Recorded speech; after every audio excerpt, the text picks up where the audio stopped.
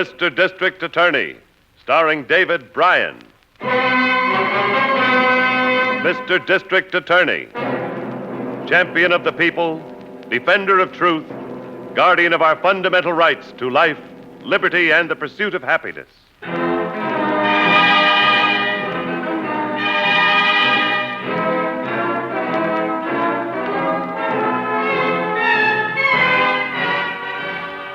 And it shall be my duty as district attorney not only to prosecute to the limit of the law all persons accused of crimes perpetrated within this county, but to defend with equal vigor the rights and privileges of all its citizens.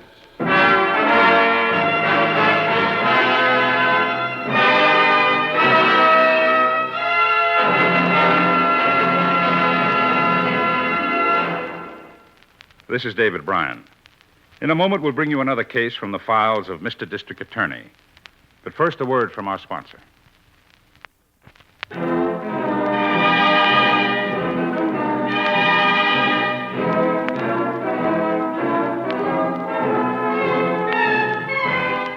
And now, here is our star, David Bryan, as Paul Garrett, Mr. District Attorney.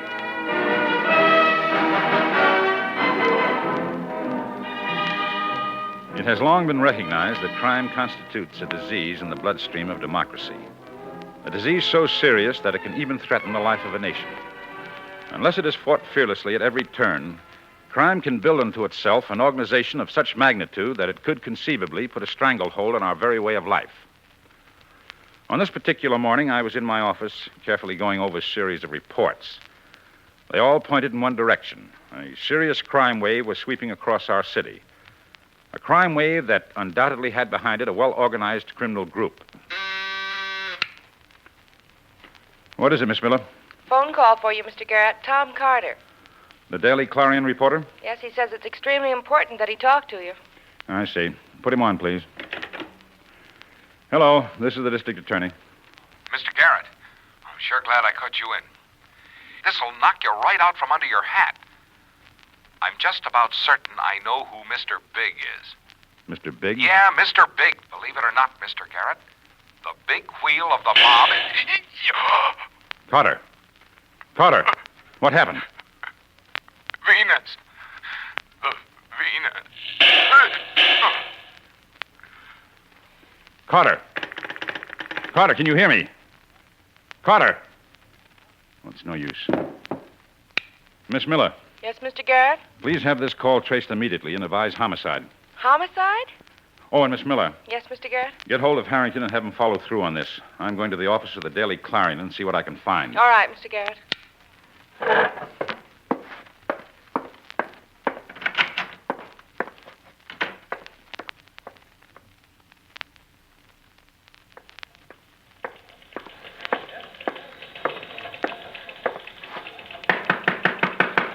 Come right in, Mr. Garrett. The receptionist told me you were coming up. Well, we feel quite honored to have the district attorney pay us a visit. Well, this isn't exactly a visit, Mr. Harris. I'm after a little information. I'll be glad to help. Your newspaper has been conducting what you call a crime expose. I'd like some details as to the assignment of your reporter, Tom Carter. Afraid I can't help you much on that, Mr. Garrett. You see, my city editor handles all the actual assignments. I'll get Walker in here. Herb, could you come into my office for a minute? Good. Walker will be right here. He knows everything about our operation. I see. Mr. Harris, does the name Venus mean anything to you? Venus?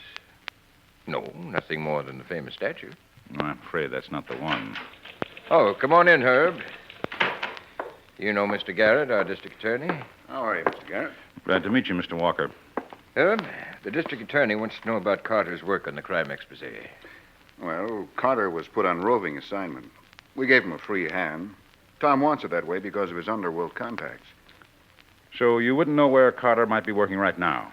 No, afraid not. Come in. Harrington. Hiya, Chief. Miss Miller told me you were here. Mr. Harris, Mr. Walker, this is Len Harrington, my assistant. Oh, yeah. Mr. Harrington? Oh, Chief, I have some news that I... Well, that's all right, Harrington. You can talk. Well, they found Carter's body. He was shot in the back. Dead. What? Tom Carter killed? Where did it happen? A phone booth back of a service station uptown. No witnesses. Oh, Tom Carter killed. Can't believe it. I was afraid this had happened. That's why I came here. We've got to put a stop to this terror, gentlemen, and soon. Mr. Walker, perhaps Carter's last expense account could give us a lead as to where he was working. Well, that's very possible. I can let you see the records. Come with me, gentlemen.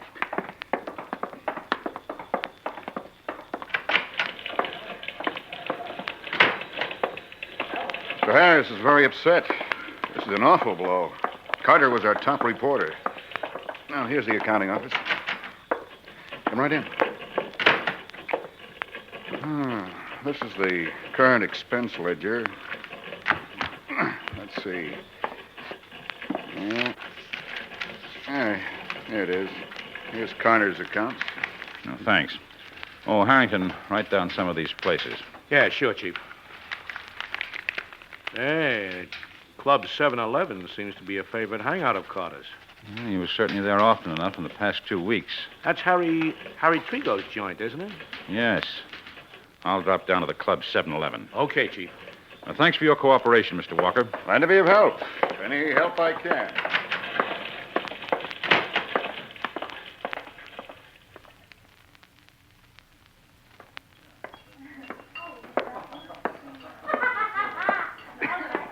Hey, you. You, Dippy.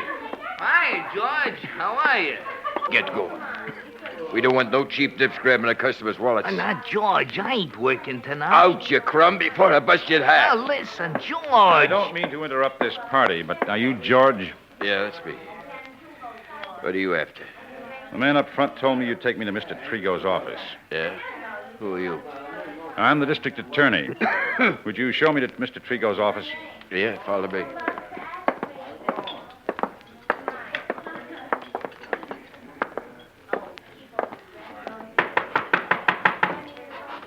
Who's there? It's me, boss. The DA's here. Wants to talk to you. The DA. I'll be right there. Well, Mr. Garrett, this is a real occasion. Well, hardly that. Can we talk inside? Sure, why not? Okay, George, wait outside. What's on your mind, DA? Some information. What can you tell me about Tom Carter? Carter? What am I supposed to know about him? You spent a lot of time around here the past week. So what? I can't help who comes into my place. I see. This picture. A very attractive girl. Huh? Just one of the dolls that worked in the club a while back. Loretta Nelson bills herself as the blonde Venus. Why are you so interested in her? Because Tom Carter knew of Venus, too. Where can I find her? Oh, last I heard, she was staying at the Stanley Hotel. That's all I know. In that case, that's all for now. I hope you find it, D.A. Come on in, George. So long, D.A. Goodbye. Everything all right, boss? Yeah, sure. Everything's just Jim Dandy. You can come out of the closet now, Venus. Harry, believe me. I didn't tell that reporter anything. I swear it. I know. George. Yeah. Make it talk. Some truth. Please, Harry, keep him away. You gotta believe me. You heard the boss. That'll be enough of that, George. D.A. again, huh? I didn't go very far, Trigo. You see, there was a strong smell of perfume in here, and my hunch was you had a hidden visitor. Now, young lady, she's gone. She took off like a scared rabbit. I couldn't stop her. I'll talk to you later.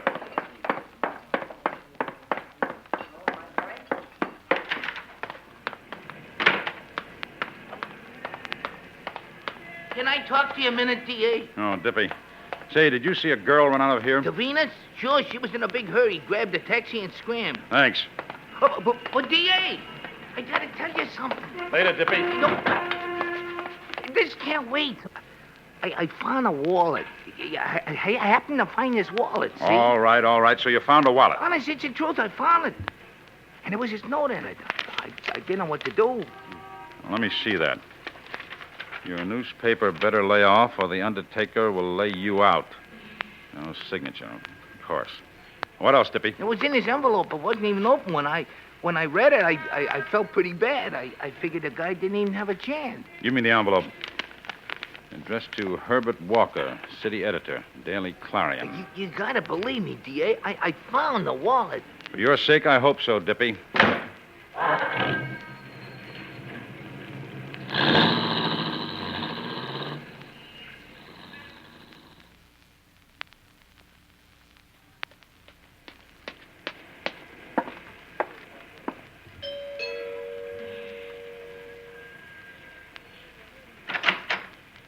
Well, Mr. Garrett, come in. Sorry to disturb you at home, Mr. Walker. Oh, it's perfectly all right. Oh, Mr. Harris is in the next room. Good. I want to talk to him also. We were working late at the office. Special edition on Tom's murder. I got a bit of a migraine headache, so Mr. Harris drove me home in my car. We figured we could finish up here. Well, I hate to bother you, but this may be important. Ever seen this letter before? Let's see. Yes, it was lying on my desk. You didn't read it? No, I got busy. Stuck it in my wallet. Why? Please read it now. Of course. Your newspaper better lay off. Oh, hello, Mr. Garrett. Good evening, Mr. Harris. I didn't hear you come in. Say, Herb, what happened? You're so pale. Just another touch of migraine, that's all. He's always getting them. I've told you, Herb, you're working too hard. We've got more important things than my headache to worry about. Can we help you in any way, Mr. Garrett? Well, it would be a big help if I could see the last stories Carter wrote on the crime expose. Would you have them? Well, in this case, yes. They're on my desk at the office. Well, I'd like to see them. All right. I'll go down and get them. Oh, That headache again? yeah. Come up rather sharp. This tragic business with Tom hasn't helped it any either. Look, you just stay put, Herb. I'll take your car and get those stories for the district attorney. Well, I can drive you down. No, you stay with Herb. Make him relax. Well, Herb, give me the keys to your car. Oh, yeah. Here they are. I'm sorry about this. Just take it easy. I'll be right back. How's the head, Mr. Walker? Anything I can get you? It's easing up. Comes and goes. I'm afraid these hoodlums mean business. So do I, Mr. Garrett. That's why I carry this gun. Well, that sounded like an explosion. Explosion? Mr. Garrett, look out the window. The car. Blowing to bits. A bomb on the starter. A bomb? Mr. Harris? He didn't have a chance. Operator, this is the district attorney. Get me the police. Immediately. For me. That bomb was meant for me. Now I've got 2 deaths to avenge.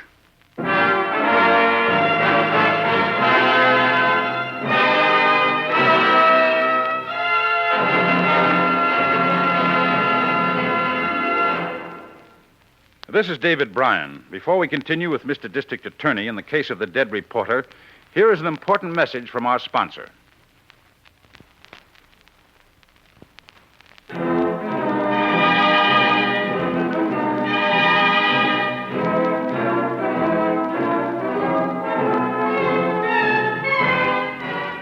And now back to David Bryan, starring as Paul Garrett, Mr. District Attorney.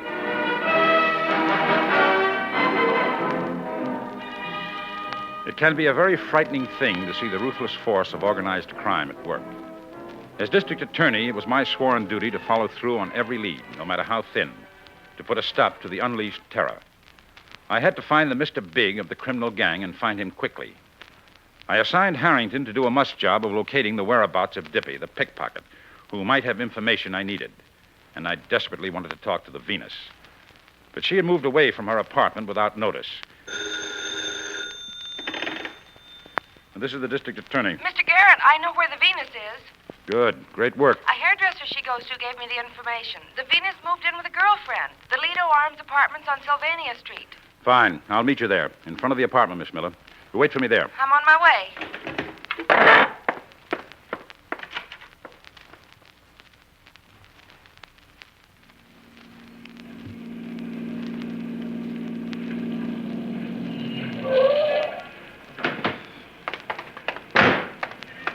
out here in a hurry, Mr. Garrett. Time's not on our side in this case, Miss Miller. Which apartment is the Venus in? I'm sure it's 126 on the ground floor. Let's go.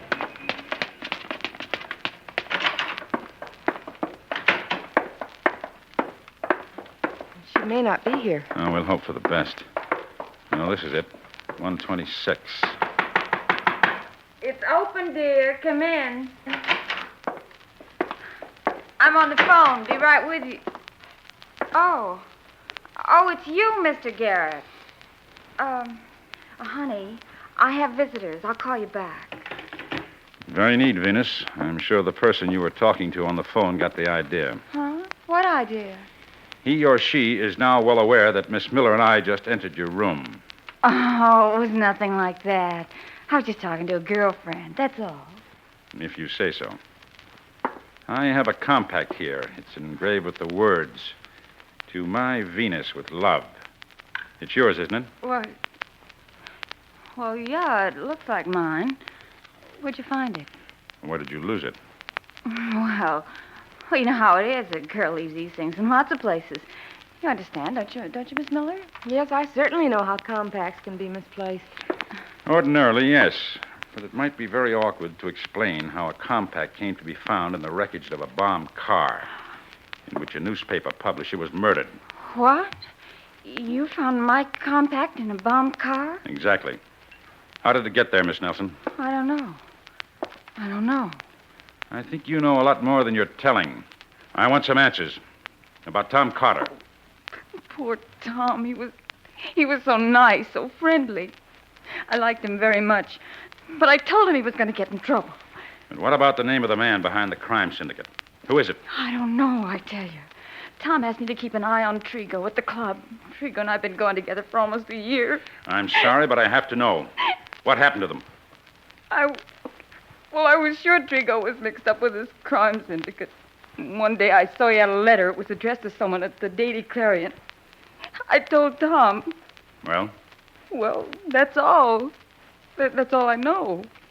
Please, no more questions. I'm so frightened. Here, take it easy, Miss Nelson. I'll answer that. Hello. Chief, so you're still there, huh? Seems that way, Harrington. What's up? I finally located Dippy's hideout. You still want him? Yes, but I think I'd better get over there and talk to him. Where's the place? It's a shack down on Front Street, just off Terminal. Should I wait for you? I'll meet you there, Harrington. Any news? Harrington's located Dippy. I'm going there. Me too? No, you stay with her. I'll check with you the first chance I get. All right, Mr. Garrett. See you soon.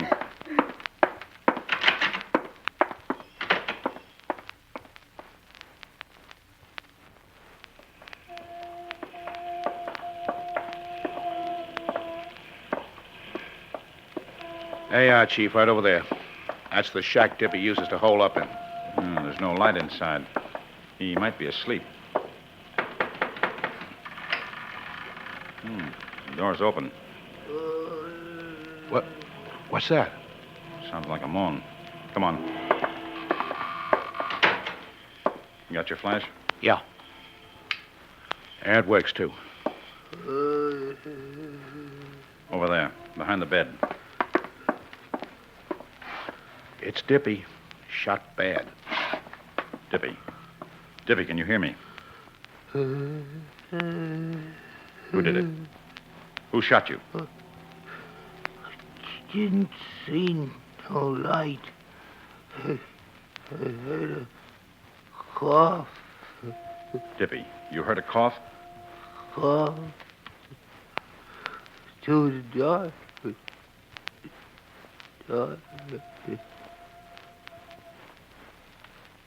That's that, Chief. Poor Dippy. He got caught in somebody else's dirty game. All right, Harrington, let's go. I think we're very close to finishing up the job Tom Carter started.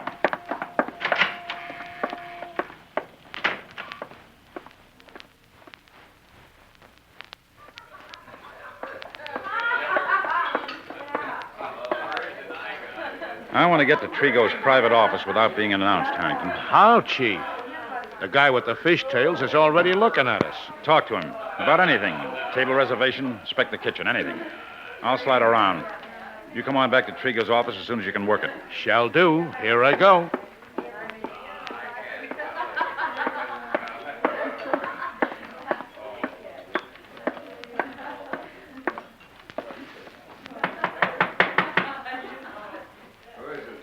Mr. Garrett, the district attorney. What are you doing back here again? You mind if I step inside? What for? Trigo ain't here? Then you and I will talk. Inside. Look, D.A., you better go. I don't want no trouble. It's too late for that. You've already got trouble. The kind of trouble that ends up in the electric chair. Electric chair? What are you talking about? Who are you trying to scare? Dippy's dead. Shot to death in the dark. But he lived long enough to point the finger right at you, George. At me?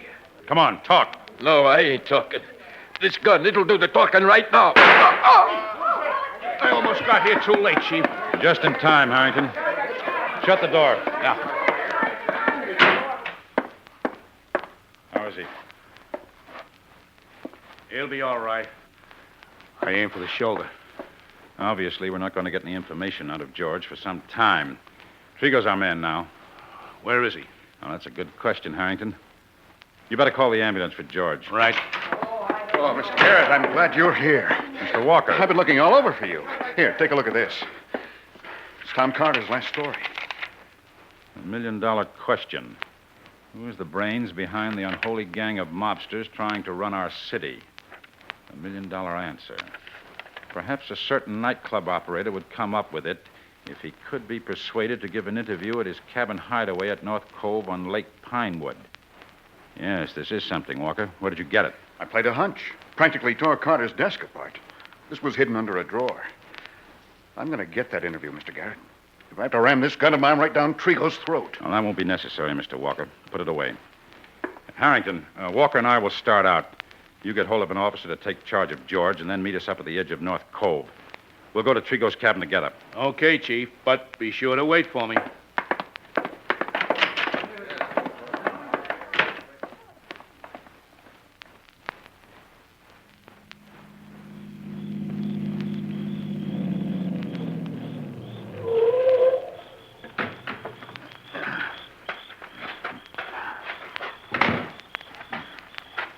Hey, that's a pretty fancy cabin Trigo's got. The head man of the crime gang can afford 100 like that. Hold up. The light just went out. Why are we stopping? Just taking it easy, Walker. This Trigo can be dangerous. So can I with this gun. Somebody's on the porch, Chief. Watch out. Don't shoot, Walker. I see the flash. Walker, stop it. Hey, Chief, you all right?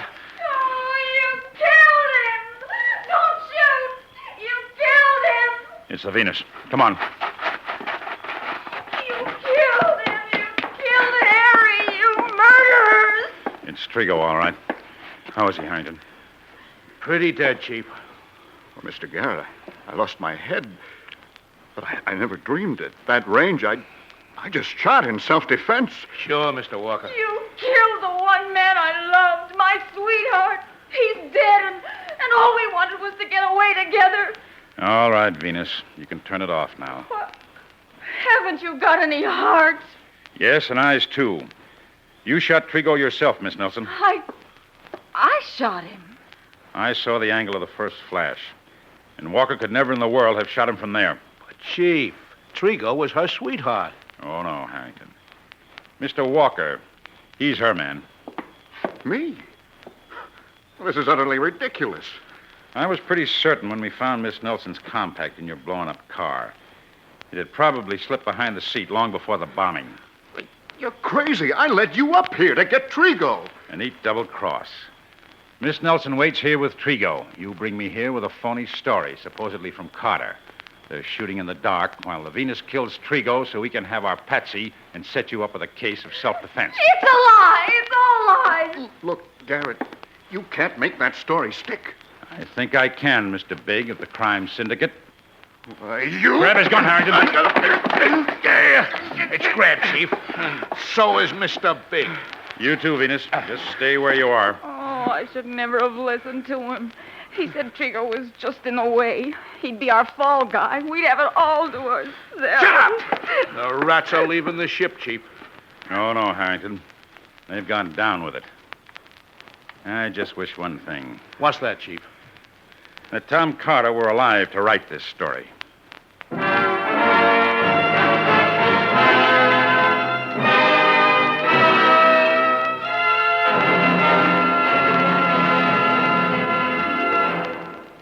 This is David Bryan again. I hope you've enjoyed this case from the file of Mr. District Attorney. I'll be back in just a moment after this message from our sponsor.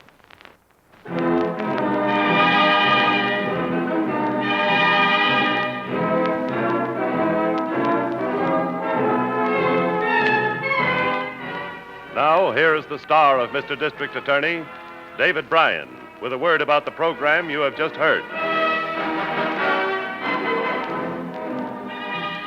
Every case of crime that comes to my office is important, but this one had special significance.